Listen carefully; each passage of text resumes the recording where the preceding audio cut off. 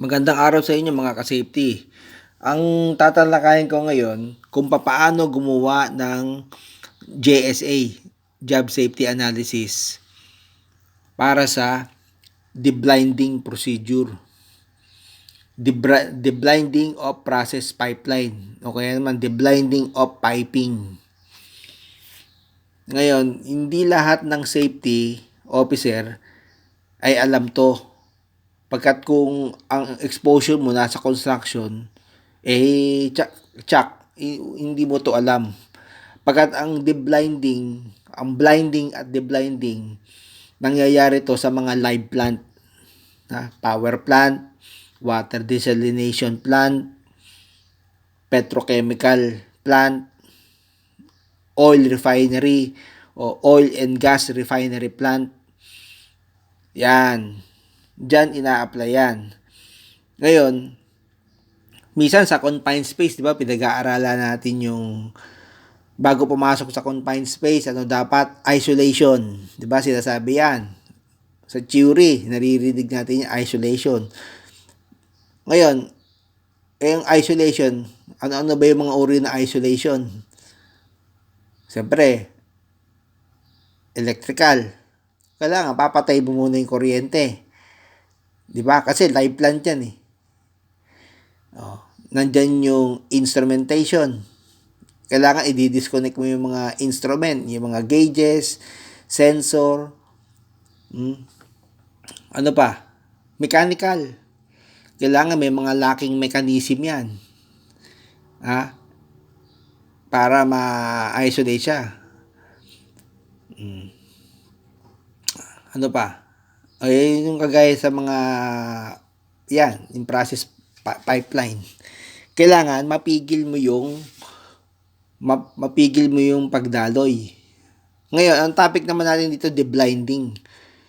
Ang ibig sabihin, tatanggalin mo na. Una, blinding. Binarahan mo, sinarado mo. Ngayon naman, dahil natapos na yung ginagawa, kailangan alisin mo siya. Alisin mo na yung blind mo. Yung mga mechanism na nilagay mo. Halimbawa, naglagay ka ba ng spectacle blind? Naglagay ka ba ng line blind? O kung ano-ano pang blind? Sa pagkakakabit niya rin, ngayon na matatanggalin mo na. Kasi papaandarin siya. Bago siya paandarin, isi-set up mo muna yan. I-ready mo na. So, yan yun, deblinding. Ngayon, bago ako magsimula, pwede kayo mag-subscribe sa aking YouTube channel, Saire Cabanza Jr. So, pag-usapan natin itong process pipeline. So, halimbawa, ito yung pipe. Okay, drawing ko uli. Ito yung pipe. Side view. Ito, medyo lalakihan na natin para madali nyo makita. Okay? Kaya may awang yan. Kasi, halimbawa, nakikabit mo na yung blind. Ito na yung blind. Ayan, nandyan na yung blind. Ayan, ito na yung blind, di ba? Okay. Ngayon dito, itong blind, ito yung spectacle. Spectacle blind. So, ito, solid dito. Ito yung nandito. Ito naman yung nasa taas. Ngayon, ang gagawin mo ngayon, huhugutin mo na to. Huhugutin mo. Dahil ito naman ikakabit mo sa... Ito yung nasa ilalim, ito yung nasa taas. Itong nasa taas, ilalagay mo naman sa ilalim. So, ito, ilalagay mo ito rito. Okay? So, drawing pa tayo ng isa.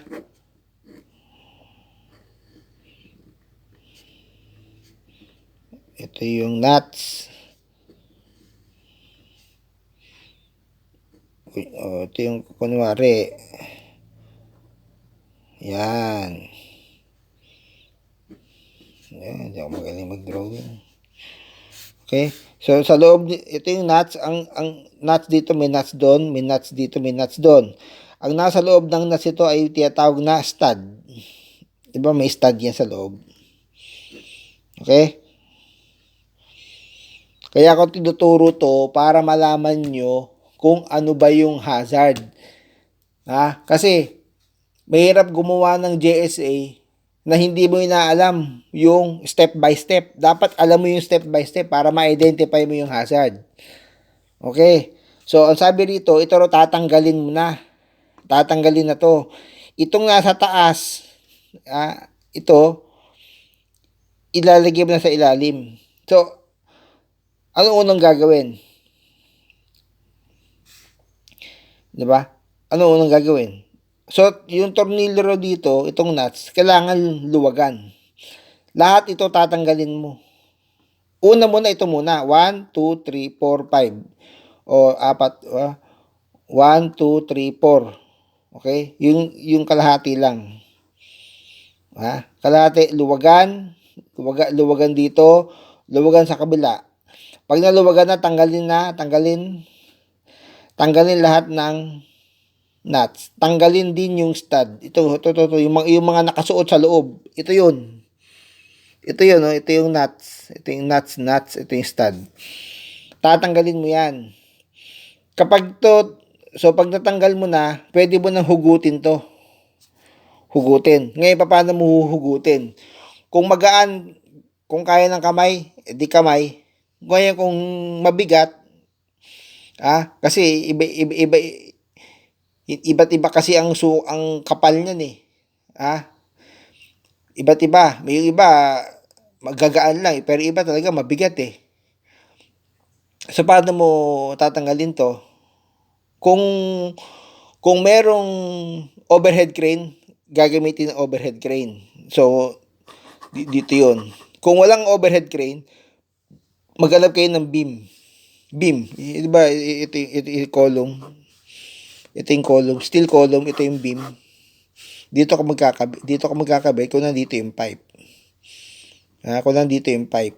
O chain block dito, yan, para mahugot mo. Ito yung pipe kunwari. Ito yung spectacle. Okay? Ngayon, kung wala, paano kung wala? Walang crane, walang steel beam kasi yung steel beam anchor mo yan eh. Yan yung anchorage mo eh. Para maikabit yung web sling tsaka yung chain block eh. Ngayon kung wala, paano gagawin mo? So, magpapalagay ka ng scaffolding frame. So, ensure mo sa taas, dapat matibay ito. Dapat mga dalawa to, tatlong pipe. 4 na pipe. Well, scaffolder ang bahara ron. Basta ibigay mo kung ano ba yung weight kasi iba-iba ang sukat ng pipe eh. Meron nga malalaki, meron nga mas malaki pa sa tao eh. Yung iba nga 4 feet, diba? Di bali kung maliliit lang. Okay. So kung scaffolding. Okay? So binigay ko na yung option paano matatanggal. Ngayon, kapag daw ito natanggal na, ang lagay pag natanggal na, babaltarin mo agad para isuksok mo uli. Mali, hindi ganon.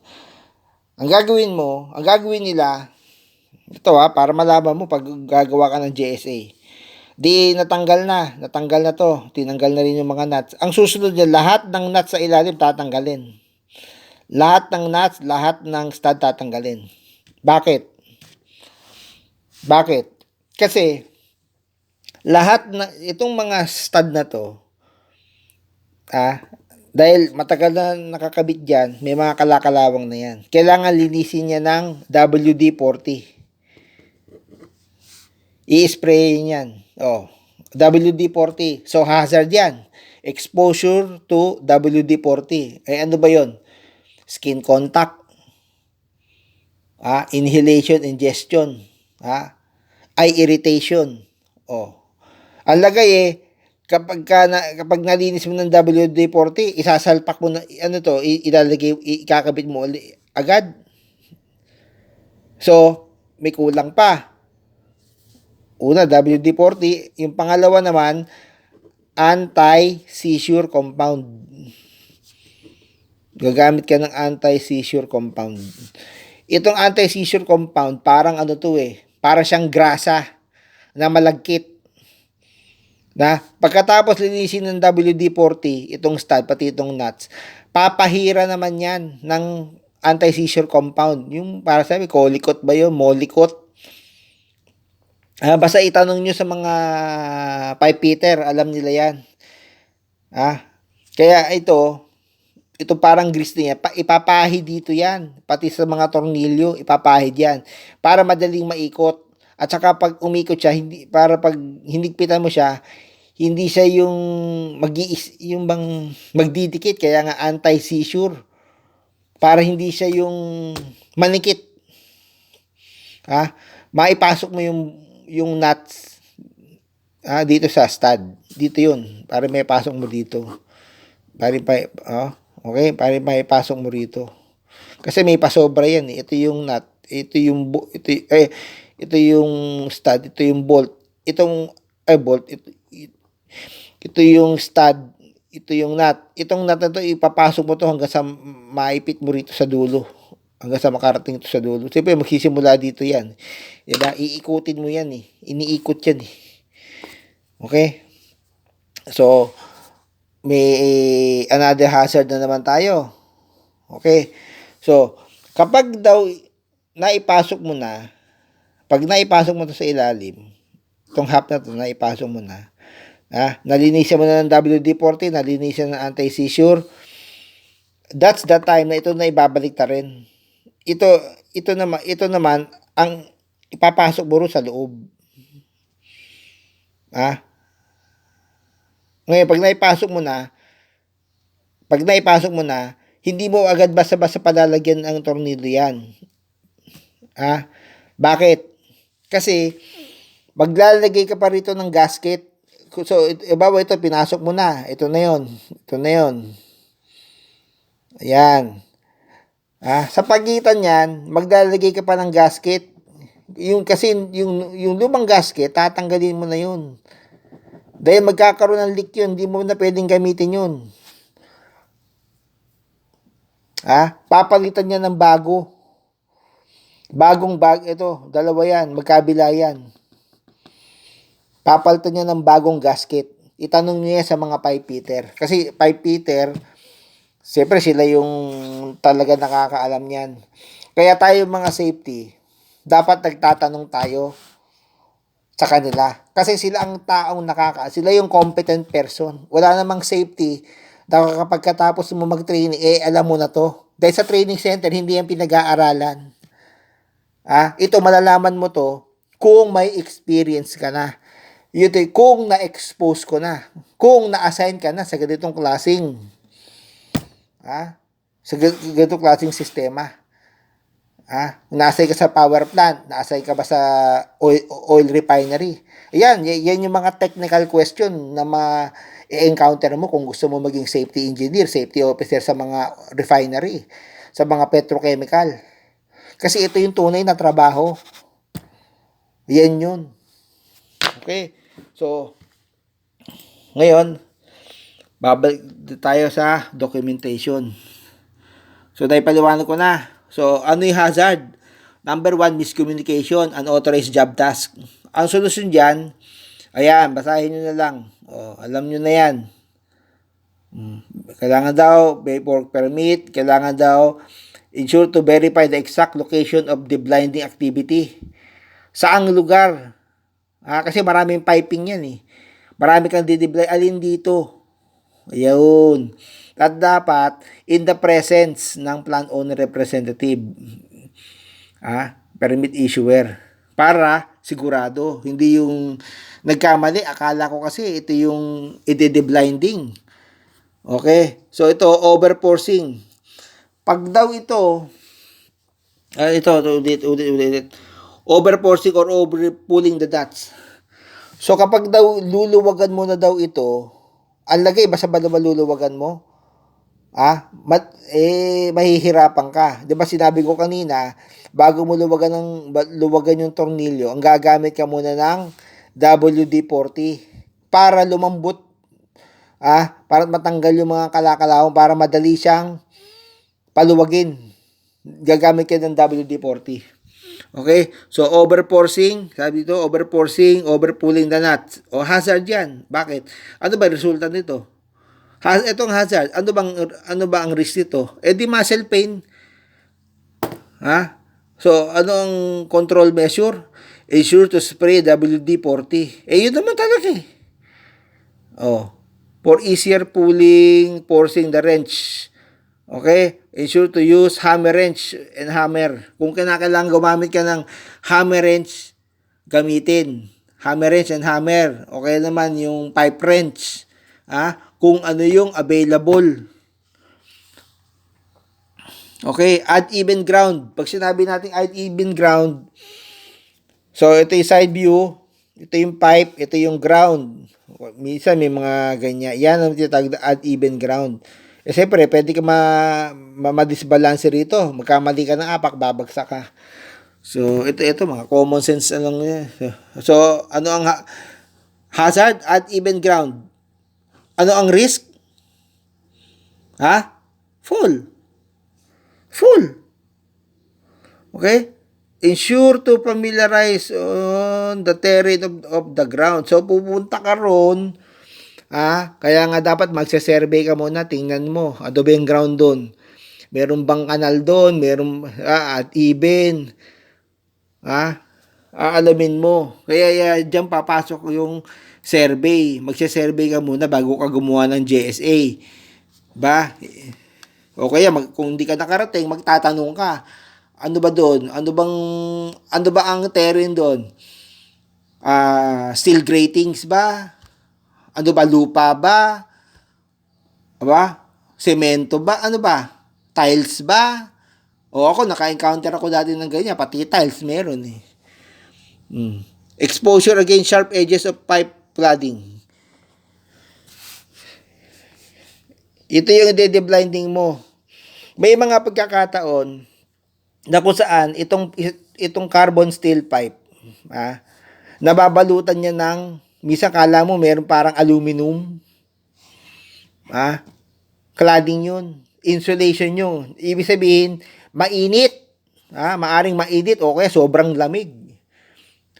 Mainit. Pero usually mainit. So, ito yung pipe, merong insulation sa loob yan. At ang nasa labas, cladding. Yung kala mo parang aluminum. Alam ng mga safety officer yan na naka-assign sa mga petrochemical power plant. Alam nila yan. So, kung safety officer ka, wala ka pang karanasan sa mga petrochemical, makakatulong to sa'yo, magtanong ka rin sa ibang na merong karanasan. Ito naman, holding the hammer wrench while striking by a hammer for the purpose of loosening the nuts. So, ito daw, kadalasan naman, mahigpit naman talaga yan. Nilalagyan dito ng ng hammer wrench. Hammer wrench. Ang gagawin ngayon, pupukpukin niya ng martilyo. May tao rito, hawak, pupukpukin ng martilyo to para lumuwag to. Ngayon, at the old times, hinahawakan ng kamay yan. Halimbawa, may isang tao rito, tigahawak naman dito. Ngayon, para maiwasan na mapukpuk ang kamay niya, ang gagamit na lang siya ng tinatawag na finger saver tool. Ito yun, finger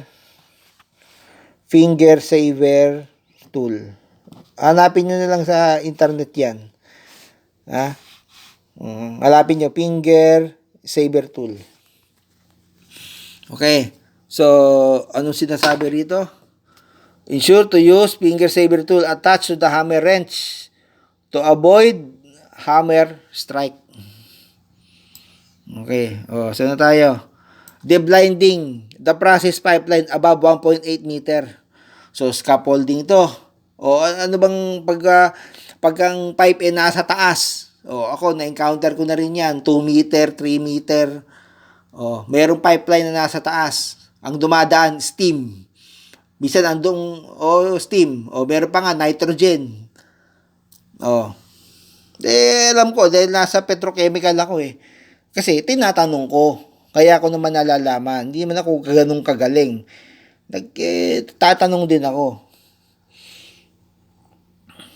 So, dito, deblinding. Process. Alam na natin to. Full body harness. Check ng scaffolding. Kailangan may guardrail. I-attach lang yung hook. Alam na natin yan. Removing a heavy blind. Ensure to use electric overhead. Yung kanina, piniliwanag ko na yan.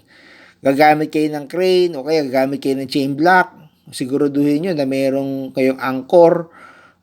Is either yan ay steel beam o kaya naman scaffolding.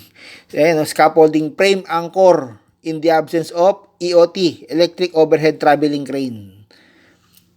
Yung overhead crane, ang tawag doon ay electric overhead traveling crane. Kaya pag tinignan niyo yung third party ng mga operator, nakalagay EOT. Yun. Okay? So, exposure to WD-40, hazard ito exposure to WD-40 in spraying all the nuts. Okay, surrounding the flanges prior to loosening the nuts, including the inserts of the flange. So, ano lang ba yan? Hindi, alam nyo na yan. Okay, WD-40, PPE lang yan. Kailangan bawal kumain doon. Kalagay ka gamit mo yung face mask, mayroon ka eye protection, baka may ma-spray sa mata. Ano pa? Spray sa mata. Hahanapin mo, dapat alam mo kung saan ang location ng safety eye wash, safety shower. Mas maganda, doon nyo ipwesto, malapit doon nyo ipwesto kung saan sila maglilinis ng mga pyesa. Okay, na ginagamitan ng WD-40. Okay, so ito naman, lifting the spool to be installed in between of the process pipeline. Di ba hazard naman? Hazard yan. Presence of workers and delicate instrument and process pipeline underneath the suspended load. Okay, hazard yan. Ano ba ang risk? Fall of material. Yun. Pag nakakita ka ng yung pipe spool, nililifting. Kasi pwede pagmula ng aksidente. Ano ba kadalasan ng naisip natin pag meron nililifting? Ay, baka malaglag, baka tumama yung nililifting. Sa mga fixed installation o kaya malaglag. Mapigtas yung ano ba ang risk nun? Default. Presence of workers. Ayan, presence of workers, delicate instrument.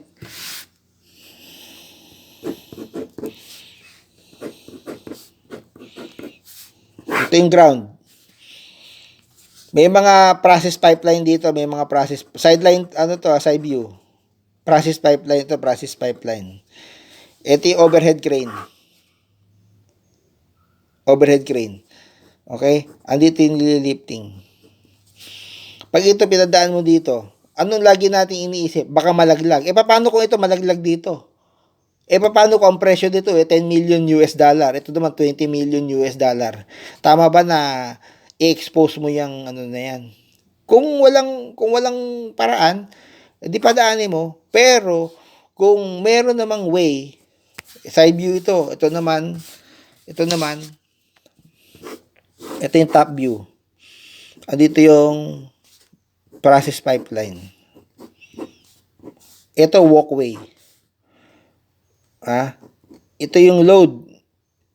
Okay, nililifting. Imbis na padaanin mo dito, top view ito imbis na padaanin mo dito, dahil mamaya biglang bumagsak yan, tamaan ito, 10 million yan, ito 20 million, 30 million. Ito naman walkway, daanan ng mga tao, access. Ang gawin mo, barricade ka muna rito, barricade ka. Padaanin mo to dito. 1 foot above the ground. 1 foot above the steel grating. Doon mo na lang siya padaanin. Para kung bumagsak siya, sa grating lang siya babagsak. Mahirap yung padaanin mo siya rito dahil ang mga nasa ilalim, ang mamahal niyan. Doon mo na lang siya. Pigilan mo muna yung mga taong dumaan. O padaanin mo siya rito, tsaka mo siya ikabit dito. May mga ganyang uri ng diskarte. Okay. So, ano ba yung hazard? Skin contact to anti-seizure compound applied to stud and nuts. Ito yung sinabi ko kanina. Ayan. Bago mo raw ikabit ito, de-blinding na, ikakabit mo na. Di ba? Linisan mo muna pagkatapos mo linisan ng WD-40, kailangan pahiram mo ng anti-seizure compound. So, ano sinasabi? Dalawa to anti-seizure compound paste or speed contaminating the ground making it slippery. Tingnan nyo lang ensure to use wire brush, hand tool, and clean leather gloves and medical hand gloves when scooping the compound. Yan. Ensure to use plastic sheet. Natural. Kung gagawin mo yun sa ground, maglatag ka ng plastic sheet o kaya ng plywood. Para kung sakaling malagyan ng compound, madulas yun, at least yung plastic ang malalagyan, hindi yung ground kasi madulas. Okay? Ito yung hazard. Ano ang hazard dito? Skin contact to skin absorption. Okay? Anti-seizure compound. Okay? Applied in nuts. Okay? Tawag dito. Skin absorption. Anti-seizure compound na napunta raw sa ground. Slip and fall. Okay? So, ito naman, over-tightening the nuts. Pag over-tightening, sumobra higpit, ano bang risk ito? Di break apart, mapuputol. So, anong gagawin? Ensure to set up correct torque values. Alam ng mga pipefitter yan. Basta meron torque wrench, dapat alam nila yung torque value. Na applicable dun sa nuts. Ensure the tightening process is being done by a pipefitter, natural, and oriented in using torque wrench. Ensure not to use a cheater bar. Cheater bar, alam mo yung cheater bar? So, kung ito yung nut, maglalagay ka raw dito ng wrench. Ang ginagawa ng iba, pinapasukan nila ng tubo. Malaking tubo, mahabang tubo. Tapos pinahihigpit nila. Yan ang cheater bar. Bawal yan. Makakasira ng ng stud yan.